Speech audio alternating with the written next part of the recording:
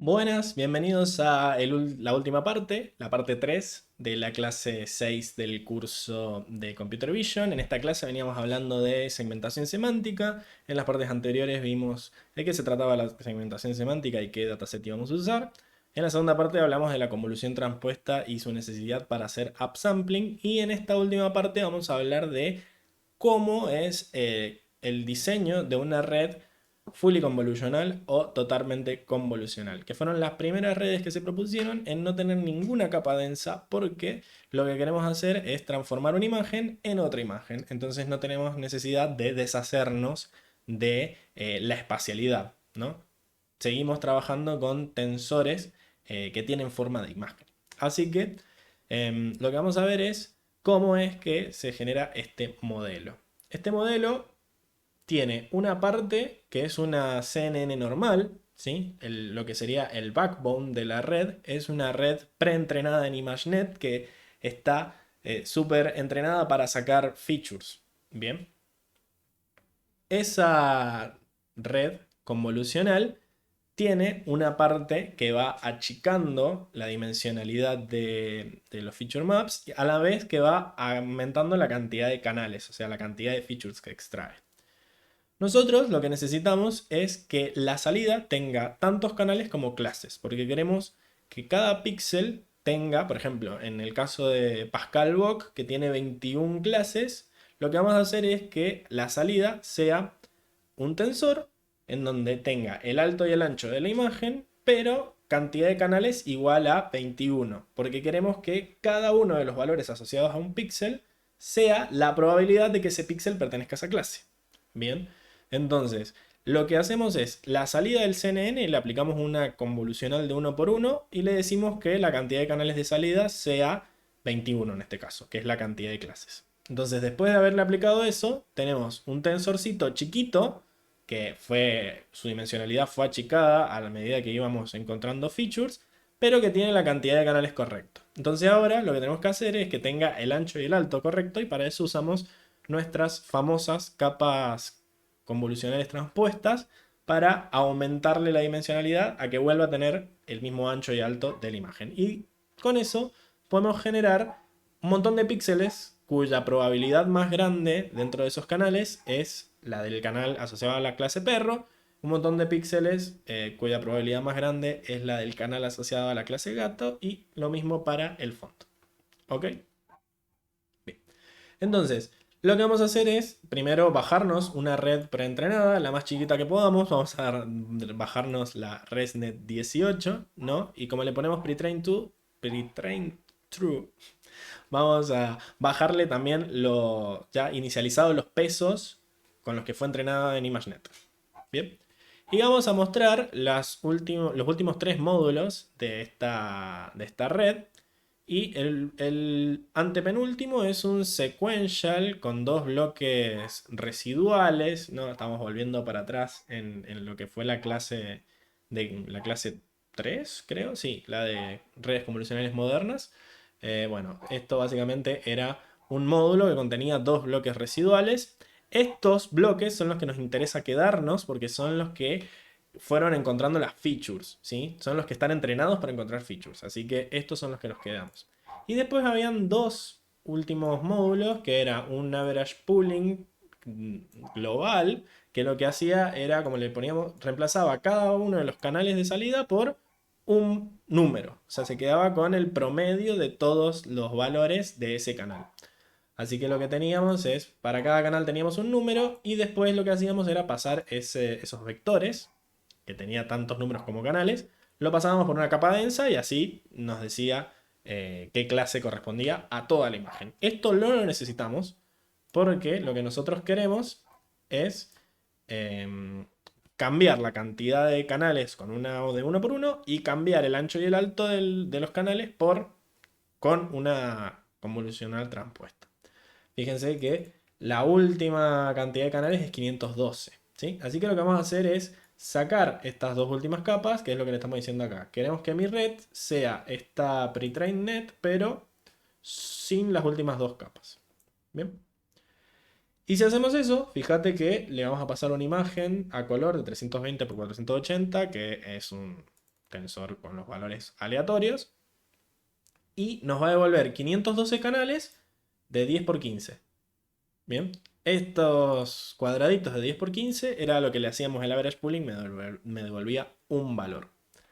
Lo que vamos a hacer con esto es establecer cuál es el número de clases. En este caso, como estamos trabajando con Pascal Boc, vamos a trabajar con 21 clases y le vamos a decir, mira, agregame una convolución de 1 por 1, por eso le vamos a poner kernel size 1 acá, que tenga 512 de entrada, que es la última cantidad de canales que me está tirando, pero que los canales de salida sean el número de clases. Entonces va a transformar este 512 de acá en un 21. Esa es la parte fácil.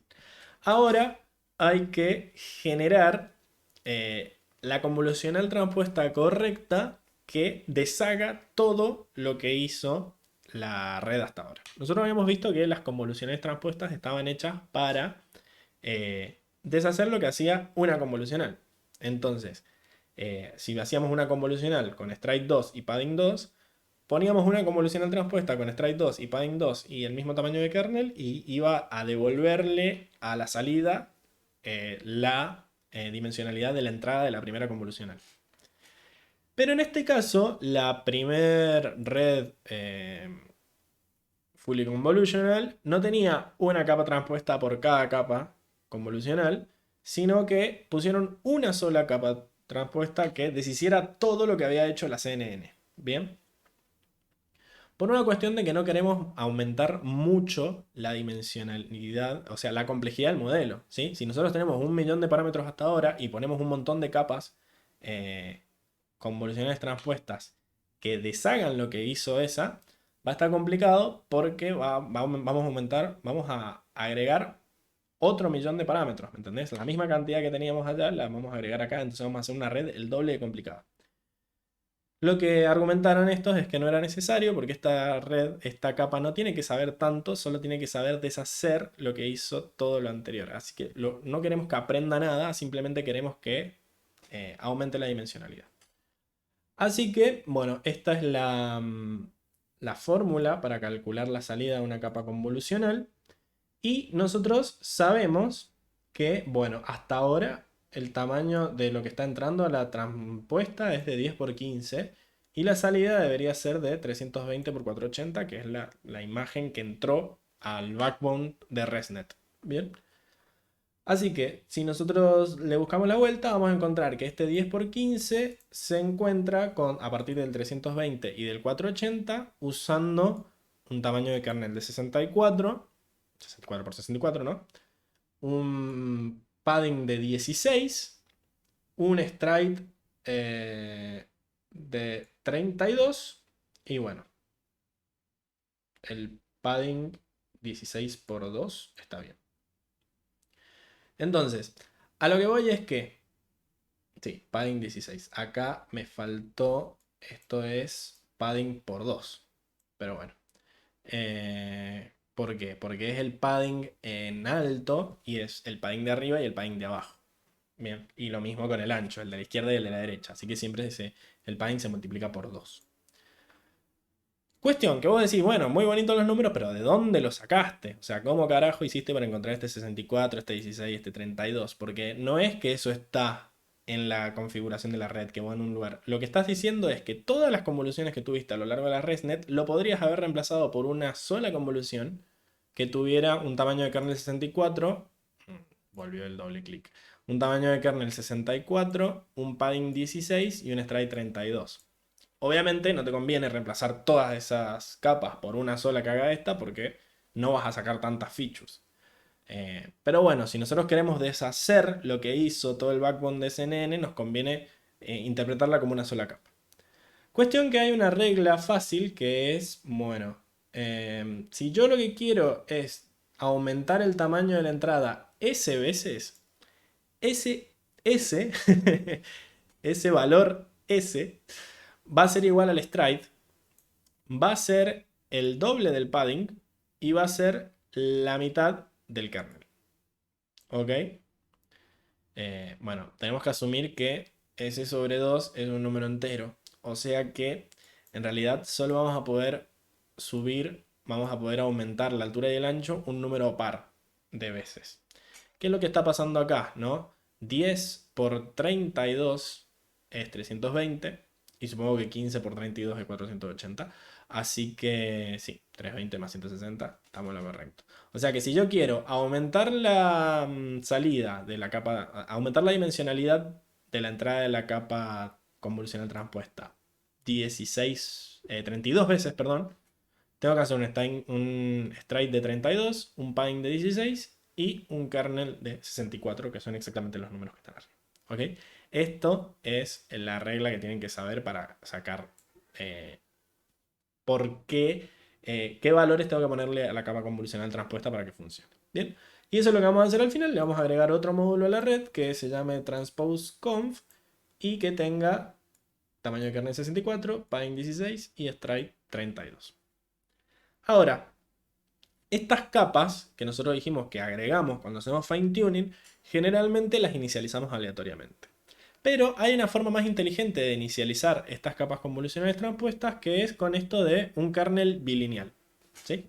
Ustedes supongo que alguna vez habrán metido una imagen al Paint y la habrán puesto estirar y ven cómo la imagen, oh, se agranda, milagro, pero está perdiendo resolución.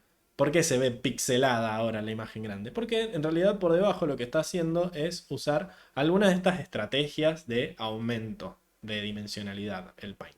Nosotros vamos a usar la más sencilla, que es la interpolación bilineal, que por ejemplo, vamos a agrandar esto acá. Al hacerle zoom, yo siento que el Colab también está haciendo una interpolación bilineal de esta imagen en particular. Pero bueno, no sé si alcanzan a ver, pero acá hay una A, una B, una C y una D. O sea, tengo un- una imagen de 2x2. Y quiero transformarla en una imagen de 8x8. ¿Sí?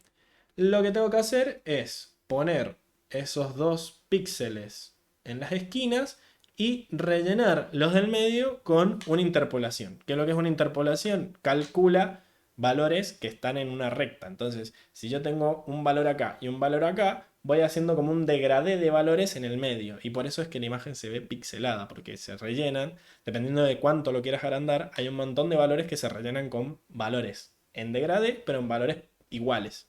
O sea, es un degradé discreto, así que no se va a ver como fluido el paso, sino que se va a ver como cuadrados que van de a poquito incrementando su valor o disminuyendo su valor.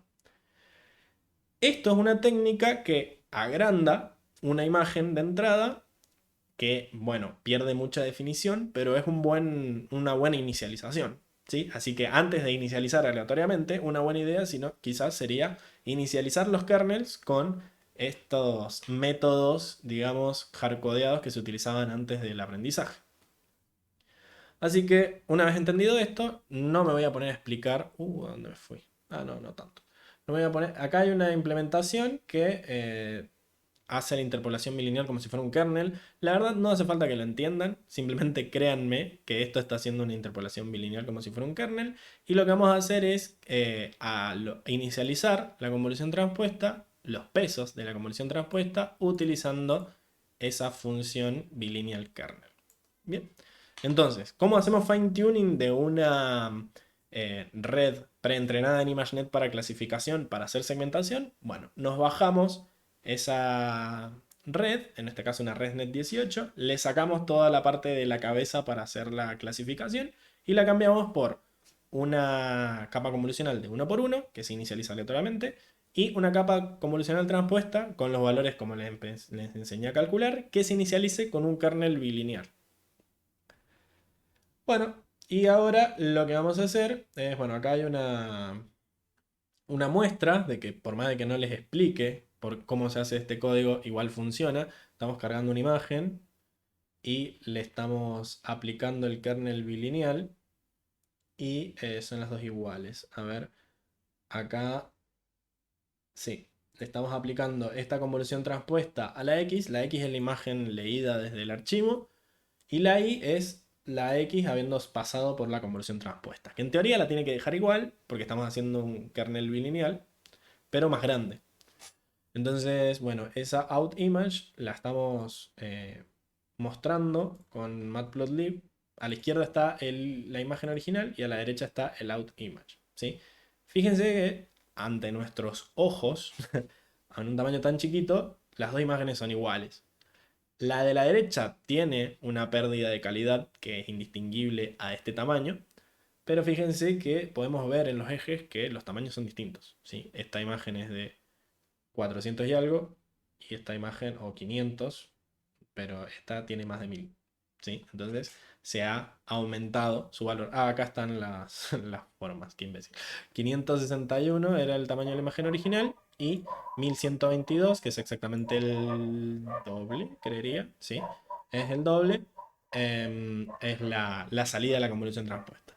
Bien, ok. Así que, bueno, acá W le estamos haciendo un bilinear kernel. Bien. Número de clases 64. Ah, bien. Estamos generando justo el tamaño que necesitamos, porque necesitamos un kernel de 64 por 64. Y que tenga como entrada, canales de entrada num clases y como canales de salida num clases. Y eso es lo que vamos a poner en la red. ¿Estamos? Bueno, el entrenamiento es exactamente igual. La diferencia, igual que una clasificación, ¿no? Porque al final estamos haciendo clasificación a nivel de píxel. La única diferencia es en la función de pérdida, en donde tenemos que hacer dos medias, ¿sí?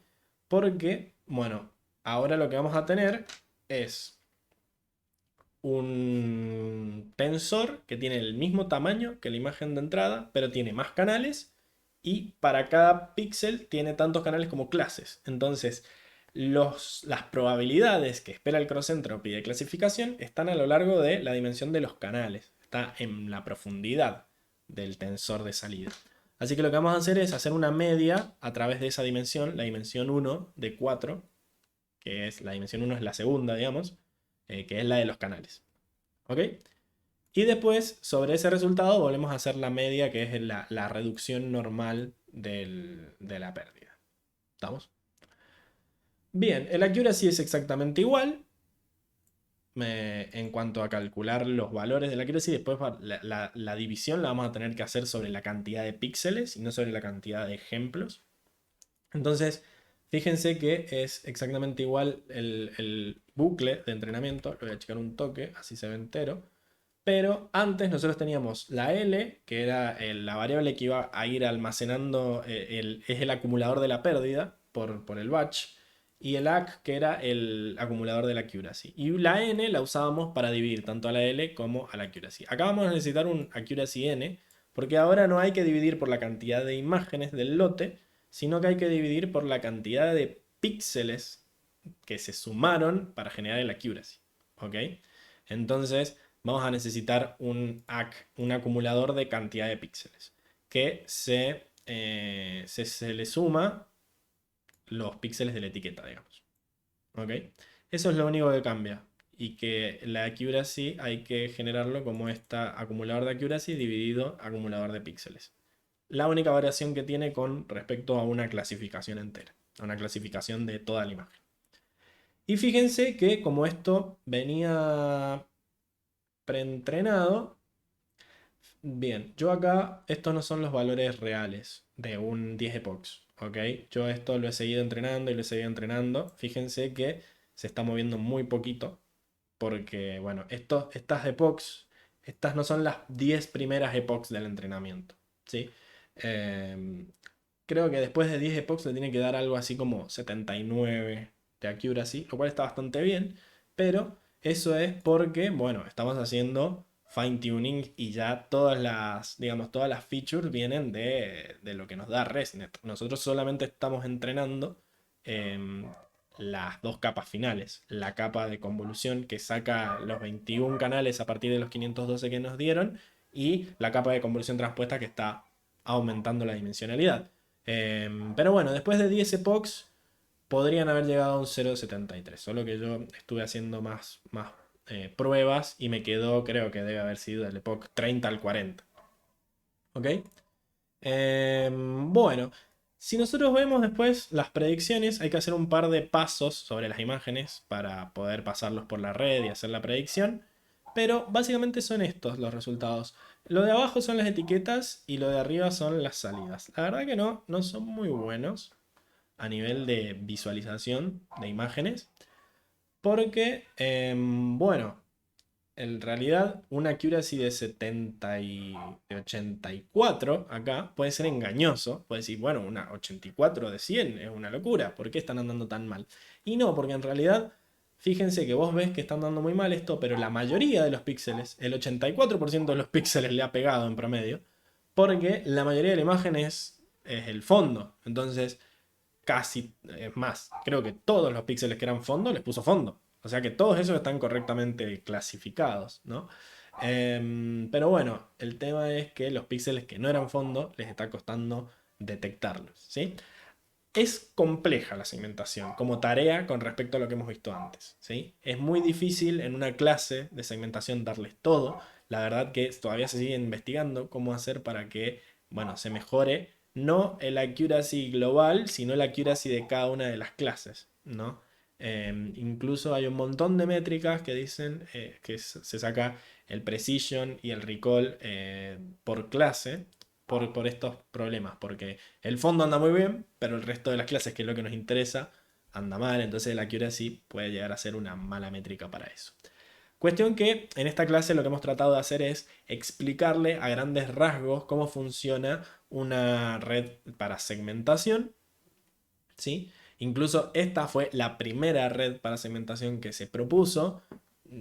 Quizás a ustedes le hace medio ruido esto de que haya una sola capa de convolución transpuesta que deshaga todo lo que hace el backbone. Y la verdad que está bueno que les haga ruido. Pero hay nuevas, digamos, redes que tratan de ser simétricas en ese sentido de que reducen y después aumentan la dimensionalidad de manera simétrica, como por ejemplo las UNET, que se llaman U porque tienen forma de U, ¿no? Van reduciendo la dimensionalidad hacia abajo y después la aumentan hacia arriba. Y bueno, el ejercicio de la clase es que entrenen una UNET a partir del dataset, ¿sí? No prometo que los resultados sean mejores con la misma cantidad de POCs que esto, porque sobre esas UNET va a ser difícil hacer fine tuning. Van a tener que entrenarlas desde cero, van a requerir más epochs, pero a largo plazo pueden generar una mejor distribución de accuracy por clase utilizando ese tipo de redes. Bien, como digo, esta clase es una introducción a la segmentación semántica. Si les interesa esta parte, deberían seguir investigando por su cuenta con papers que se encargan de resolver estos problemas que estamos viendo acá con una imagen, con una red que en teoría debería ser capaz de segmentar bien, pero cuando la ponemos a entrenar no logra pasar de estos resultados mediocres, digamos. Bien, así que bueno, les deseo suerte en su investigación del tema si les interesa y nos vemos en clase sincrónica para, digamos, salvar las consultas que pueden llegar a tener. Abrazo.